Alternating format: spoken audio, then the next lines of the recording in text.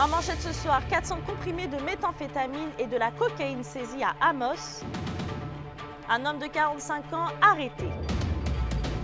La fondation de l'UQAT se rapproche des 25 millions de dollars pour sa campagne de financement. On est vraiment très heureux, puis les partenaires sont au rendez-vous, les grands donateurs, des nouveaux donateurs, donc on est vraiment choyés.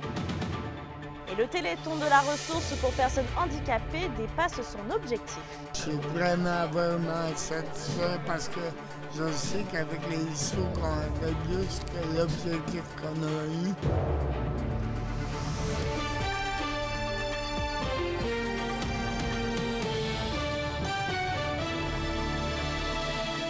Bonsoir et bienvenue parmi nous.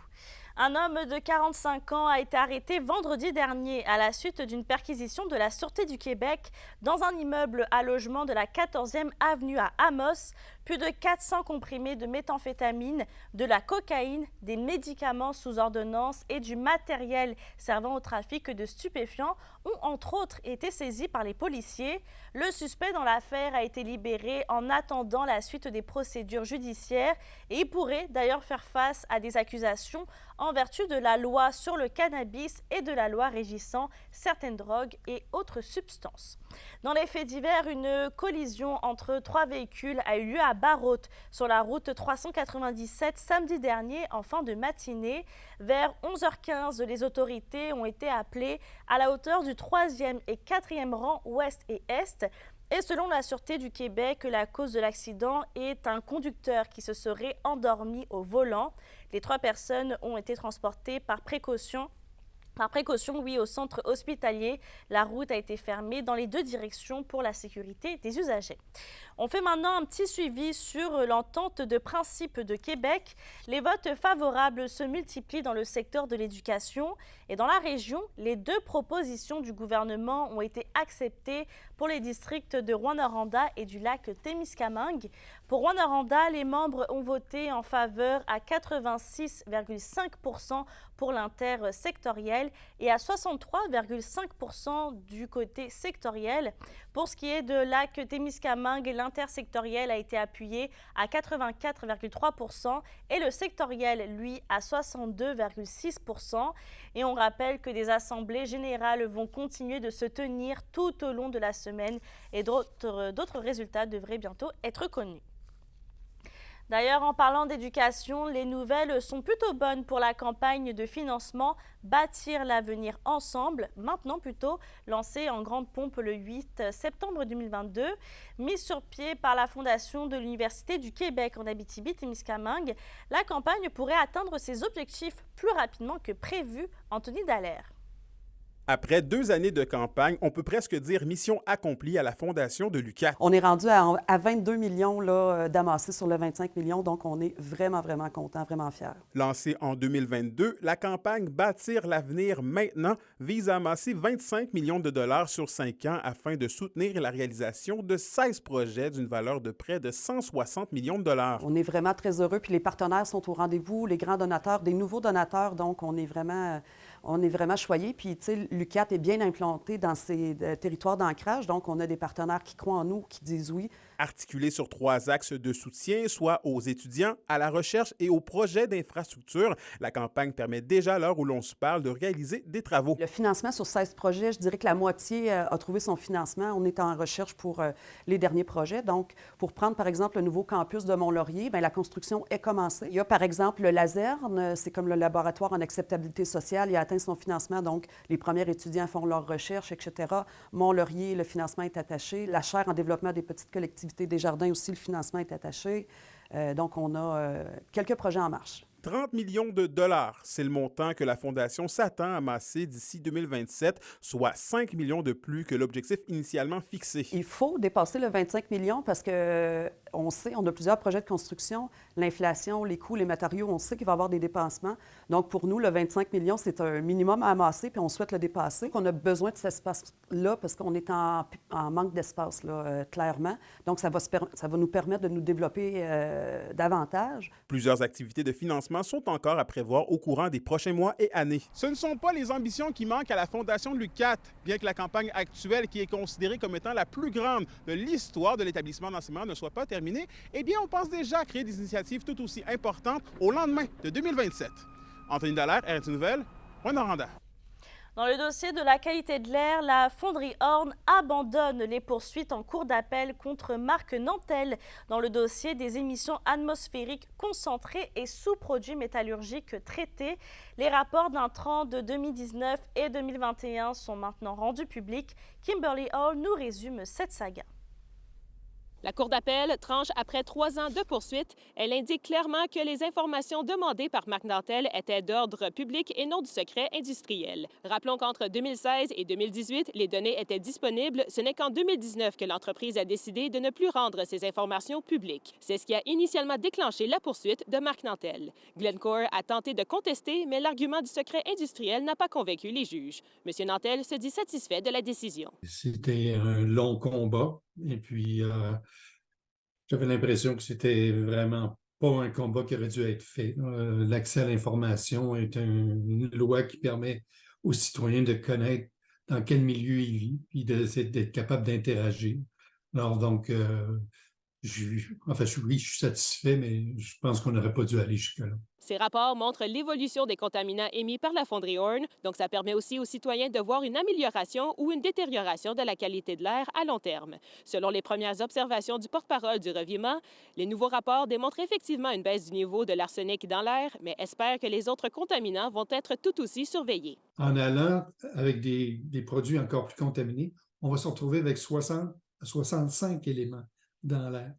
On ne connaît pas les effets sur la santé. Quand on parle d'éléments qui sont cancérigènes puis potentiels, on les analyse juste un à un.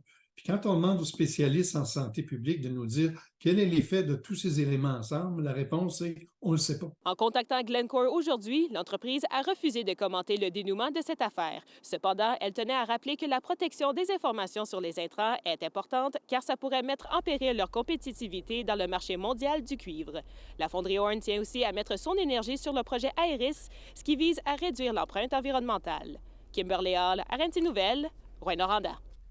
D'ailleurs, la fonderie Horn est sur la bonne voie pour respecter les cibles gouvernementales en matière d'émissions d'arsenic pour la période du mois de mars 2023 jusqu'à mars 2024, alors que l'entreprise doit cibler des émissions moyennes de 65 nanogrammes. La fonderie Horn a enregistré à la fin de 2023 une moyenne d'un peu moins de 48 nanogrammes par mètre cube. Un pic de 215 nanogrammes d'arsenic par mètre cube a par contre été enregistré en octobre dernier. Pour 2024-2025, l'usine devra faire passer sa moyenne annuelle d'émissions à 45 nanogrammes d'arsenic par mètre cube. On se déplace à Val-d'Or. Depuis maintenant 2 ans, Novinor Innovation accompagne des entreprises locales en matière de productivité et d'optimisation. Et qu'Emilia y revienne justement d'une mission technologique. Tout à fait. La semaine dernière, ils ont accompagné 11 représentants d'entreprises minières, forestières et aéroportuaires afin qu'ils puissent se familiariser avec des nouvelles technologies. Donc, durant 3 jours, ils ont pu visiter différents laboratoires montréalais où on leur présentait des innovations émergentes comme l'intelligence artificielle, la réalité augmentée ou encore le service industriel à distance, par exemple. Pour le directeur de Novinor, qui est aussi à l'origine de la mission technologique, c'était une façon de leur présenter des technologies adaptées aux réalités régionales. On a atteint notre objectif qui était d'éveiller les entreprises à de possibles solutions à des problèmes qu'ils avaient un peu mis de côté, se disant qu'ils étaient peut-être plus difficiles à résoudre. On a amené les gens à Montréal pour que nos partenaires puissent les recevoir dans leur laboratoire. Donc, ils voyaient les équipements, ils voyaient beaucoup plus que quelqu'un qui arrive avec une valise et qui a quelques items dans sa valise. Novinor Innovation avait aussi annoncé la création d'un centre d'innovation à proximité de l'aéroport régional de Val-d'Or. Mais Kimilia, est-ce qu'il y a des avancées dans ce projet?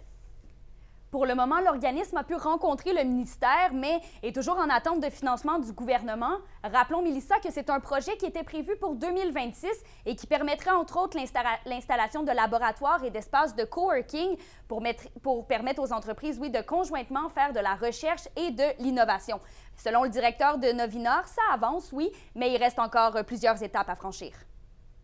On n'est pas resté les bras croisés, donc les terrains sont déjà déterminés. La Ville de Val-d'Or a déposé un projet de traitement des eaux usées pour ce secteur-là. On parle d'un investissement quand même d'au-delà de 13 millions de dollars. Donc, on est en mode préparation. Par contre, Mélissa, comme me l'a mentionné le directeur de Novinor, plus les étapes du projet vont être retardées, plus les coûts vont devoir être réactualisés. Merci, Kémilia. Je vous en prie. Dans un autre dossier, la conférence des préfets de l'Abitibi-Témiscamingue a un nouveau président. L'actuel maire de Sainte-Germaine-Boulay et préfet de la MRC d'Abitibi-Ouest, Jacqueline Bégin, succède donc à Sébastien Dastou, maire d'Amos, qui occupait ce poste depuis maintenant 2 ans. Et on note aussi la nomination de la mairesse de Rouyn-Noranda, Diane Dallaire, à titre de vice-présidente.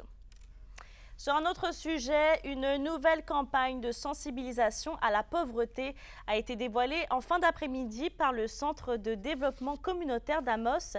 Sous le thème « La pauvreté, c'est profond », la campagne tourne autour de 4 objectifs principaux, notamment de favoriser une prise de conscience face à la pauvreté et de générer un capital de sympathie auprès de la population.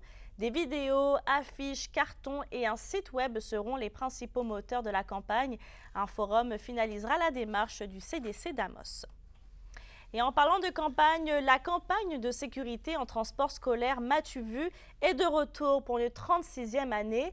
La campagne organisée par la Fédération des transporteurs par autobus se déroule jusqu'au 9 février prochain. La directrice du groupe Autobus Maheu, Joanie Desrochers, a indiqué par voie de communiqué que l'équipe va être sur le terrain pour effectuer plusieurs barrages routiers partout en Abitibi-Témiscamingue, mais aussi pour faire de la sensibilisation. Les conducteurs d'autobus scolaires, les écoliers, les parents et les usagers de la route sont donc invités à être prudents dans les zones scolaires. L'indice boursier minier au TVA Nouvelle 18h est une présentation de GFM Groupe Financier. Dirigeants d'entreprises et particuliers, fiez-vous aux experts de GFM pour vos placements, assurances de personnes et assurances collectives. Car pour vous, ils vont au-delà de la finance. Hey, salut, c'est Cathy Vachon, candidate pour la Voix 2024, équipe Mario. Restez là après la pause, je vous donne les détails de mon passage à la Voix.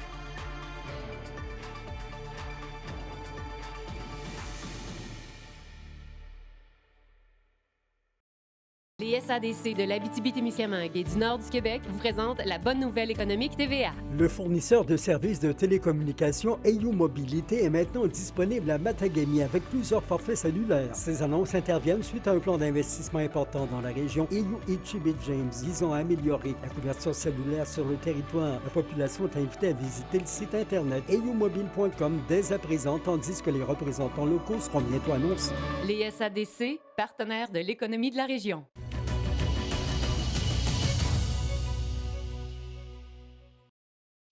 La chronique culturelle vous est présentée par Bruno et Jasmin Leclerc, denturologistes. Des cliniques à la fine pointe de la technologie pour vous servir à La Sarre et à Amos.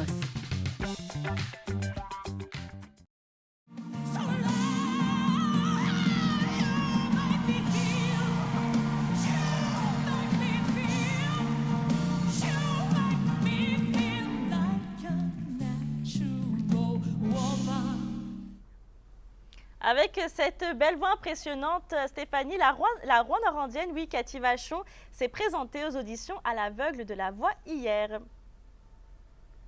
Oui, et on a eu droit à un moment de télévision grandiose, un moment d'émotion. J'ai même versé une petite larme, je l'avoue.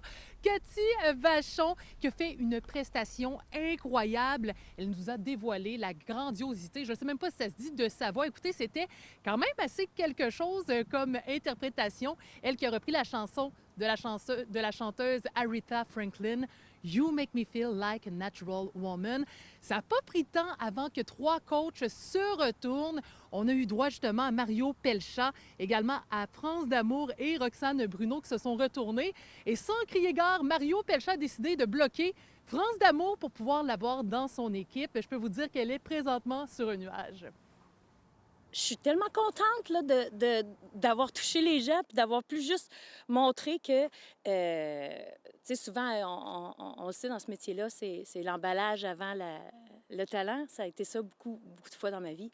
Puis je suis juste contente que cette fois-ci, les gens ont vu au-delà d'un corps parfait et d'une personne avec un emballage parfait. Puis je suis pas parfaite, mais tu sais, je peux être drôle, là. Puis, mais je remercie les gens de me soutenir puis d'être à l'écoute.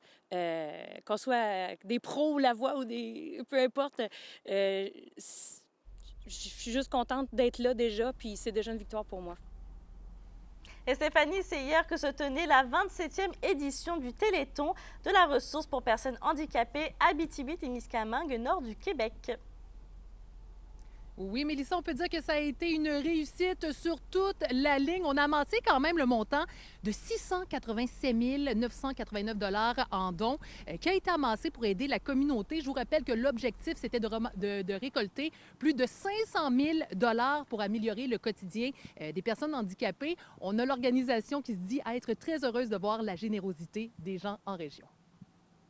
Comme directeur, je suis vraiment satisfait parce que je sais qu'avec les sous qu'on a de plus que l'objectif qu'on a eu, bien, on va faire encore plus avec cet argent-là au niveau des loisirs, au niveau de la déclaration sociale. Ça fait que ça donne. Les gars, merci. Le résultat est là. Rémi, on est bien content pour toi. Ouais. On va être là l'année prochaine, peut-être pas comme président. Non. On va continuer de contribuer. On fait partie de la famille maintenant. C'était un honneur de marcher à tes côtés, Rémi, dans tout ça. Un grand honneur. Merci, c'est un rendez-vous, puis on a été tout le temps ensemble. Oui, c'était notre thème. Ouais. Ensemble pour la cause. On a réussi ça ensemble. Ouais. Merci, Rémi. Et pour terminer, présenté samedi soir à la salle Félix Leclerc de Val-d'Or, c'était la grande finale, mes amis, de Cégep en spectacle. Eh bien, c'est Amélie Charrette-Naud qui a remporté la toute première position. On la félicite grandement.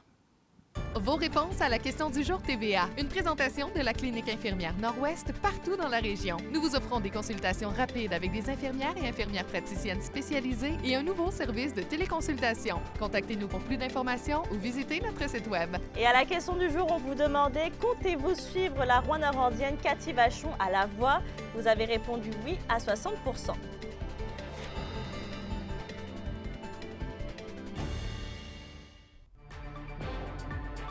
Franc succès pour la 39e finale régionale centralisée des Jeux du Québec en Abitibi-Témiscamingue. On fait un retour sur cette compétition dans un instant.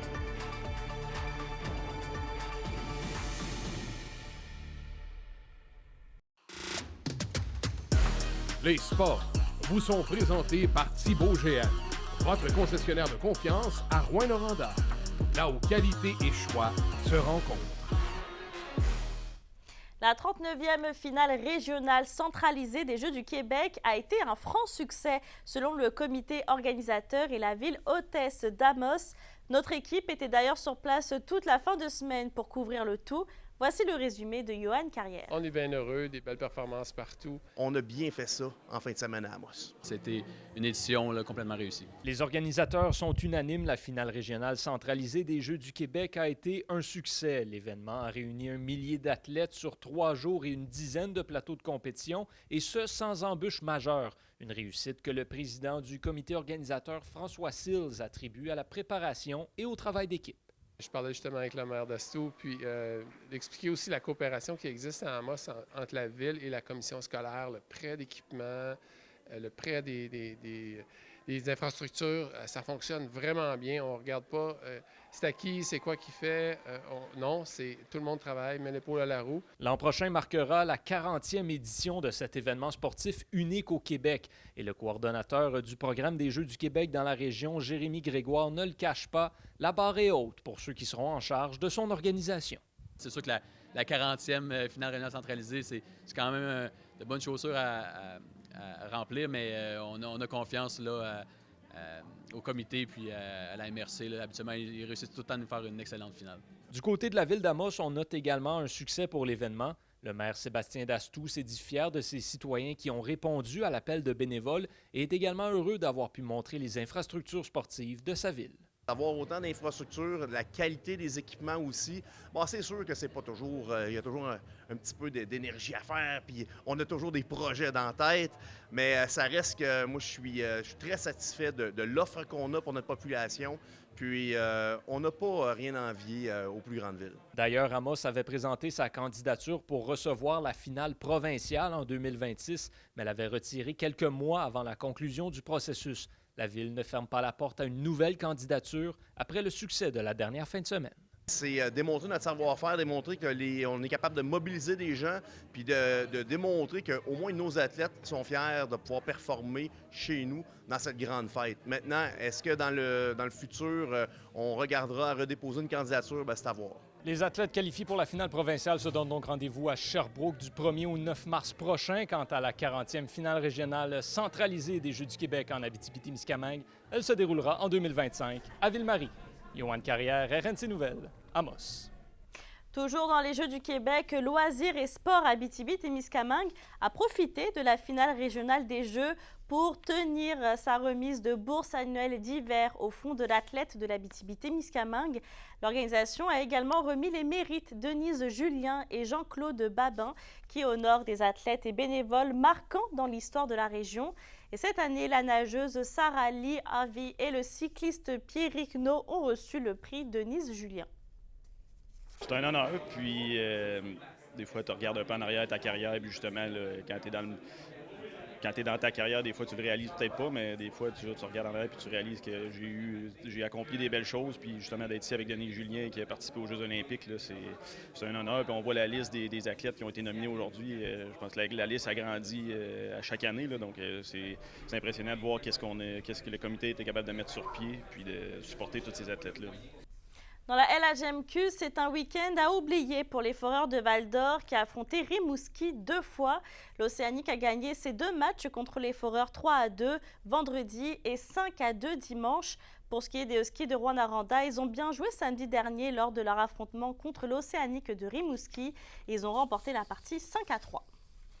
La météo, une présentation de Nicole Auto de la Sarre, la capitale du pick-up. Vous y trouverez toujours le meilleur choix, toujours le meilleur prix. Fanny Dame Nature nous réserve des températures plutôt confortables. Oui, on est quand même là, sous les 5 degrés pour toute la semaine en ce qui a trait l'ensemble des secteurs pour ce soir et cette nuit. Pour l'Abitibi et le Témiscamingue, ça va se dérouler sous les nuages. On a quand même un minimum de -8 au nord, minimum de -5 pour le sud. On a demain un maximum de 0 pour le nord et le sud avec 30 % de probabilité d'averse de neige le matin. Tôt après-midi également. Et pour mercredi, on s'attend à de la neige avec un maximum de +1 au nord et des nuages avec un maximum de +2 au sud. Un excellent début de semaine. Merci Stéphanie. Merci d'avoir été avec nous ce soir. Je vous souhaite de passer une très belle soirée puis on se retrouve demain.